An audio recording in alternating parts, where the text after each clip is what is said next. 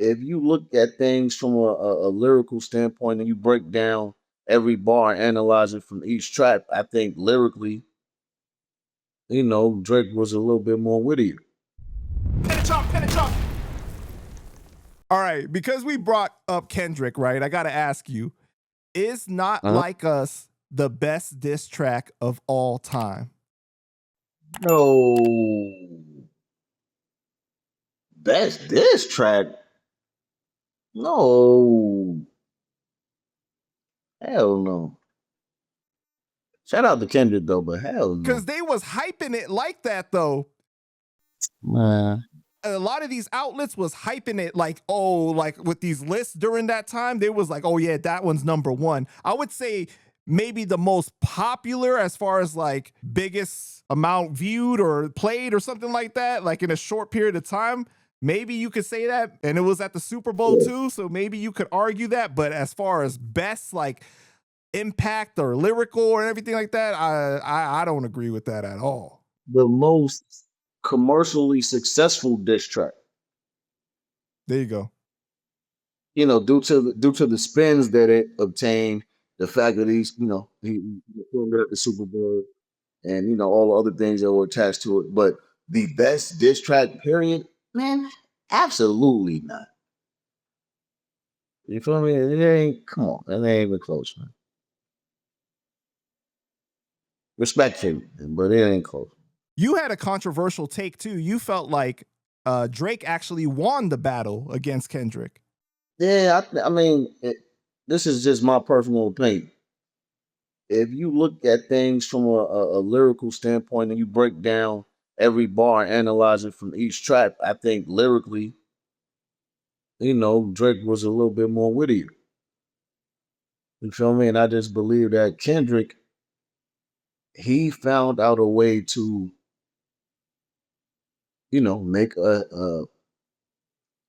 I hate to say it, but a hit record and sprinkle a diss within the record and make it radio friendly for the campaign behind it. But man, I feel like when he dropped Meet the Grams though, that track was ridiculously crazy. And then like, of course, he dropped Not Like Us like right after it, right? But when Drake came back and he rapped on the Heart 6, it just sounded like he was exhausted. He was done, like he was tired of the whole thing because it was just too much at that point.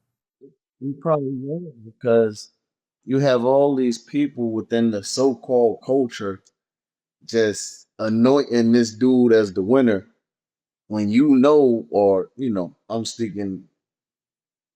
I'm assuming when he himself thinks that there's no way that the other guy won. One thing that you did say was that Kendrick had the culture and the radio behind him, right? I gotta say, objectively speaking, even though I'm a bigger Kendrick than Drake fan, though, like I gotta say that I felt like I've never seen the culture switch up on somebody so fast.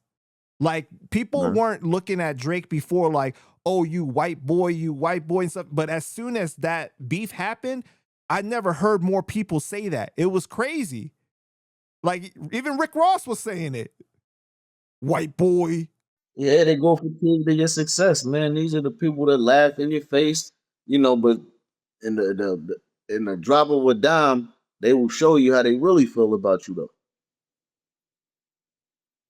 Even if you didn't help them by, jumping on certain songs from them or putting them on certain songs that you drop, Right. it don't even matter because this is how a person really feels about you. And if you wasn't, you know, beneficial to them in any way, you probably would have been found that out. That's what's so crazy is that the majority of the people that was beefing with him, though, he had given some of their biggest tracks too. Facts. Right? Like that was such a weird thing, bro. You know what I mean? That's crazy, man. That's the society we live in. Yeah, that's true.